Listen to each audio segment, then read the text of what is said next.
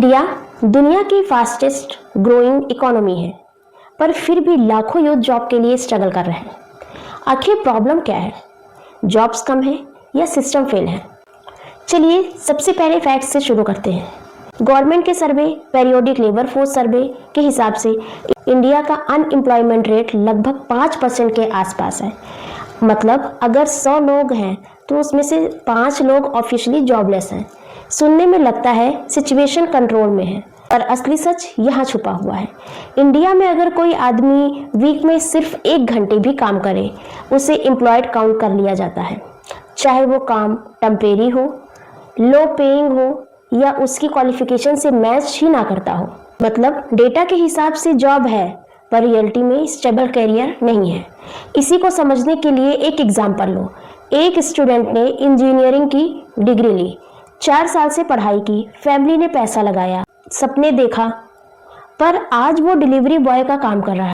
Data बोलेगा employed है, पर रियलिटी बोलेगी अंडर एम्प्लॉयड है। अंडर एम्प्लॉयमेंट का मतलब होता है आदमी काम तो कर रहा है, पर अपने स्किल क्वालिफिकेशन के हिसाब से नहीं। इंडिया में ये प्रॉब्लम बहुत ही लार्ज स्केल पर है।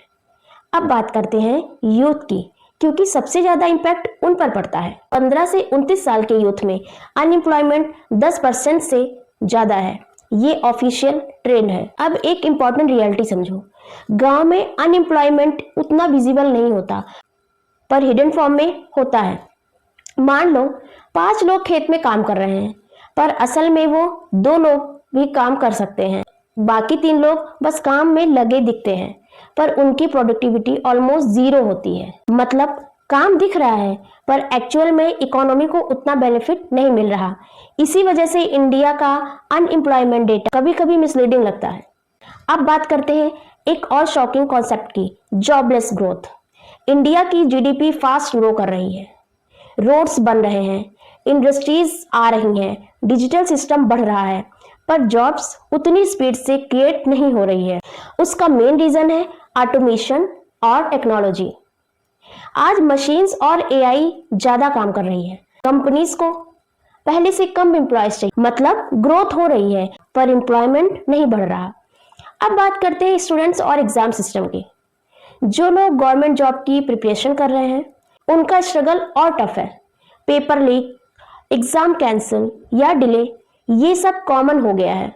रिजल्ट क्या होता है? स्टूडेंट्स के 2 से 5 साल वेस्ट हो जाते हैं, मेंटल स्ट्रेस बढ़ जाता है और सिस्टम पर ट्रस्ट कम हो जाता है।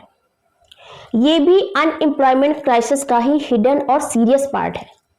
अब सोचो इसका इम्पैक्ट क्या है। डिप्रेशन केसेस बढ़ रहे हैं, फैमिली प्रेशर अलग, और बहुत से टैलेंटेड लोग अब्रॉड शिफ्ट हो रहे हैं बेहतर जॉब के लिए। सबसे बड़ा नुकसान क्या है दोस्तों?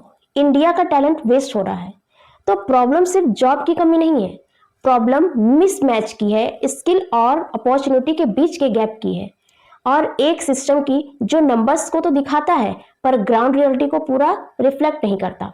आखिर में एक सवाल आपसे है दोस्तों, क्या इंडिया में जॉब्स कम है या सिस्टम को सुधारने की जरूरत है? मिलते हैं अगली चर्चा में।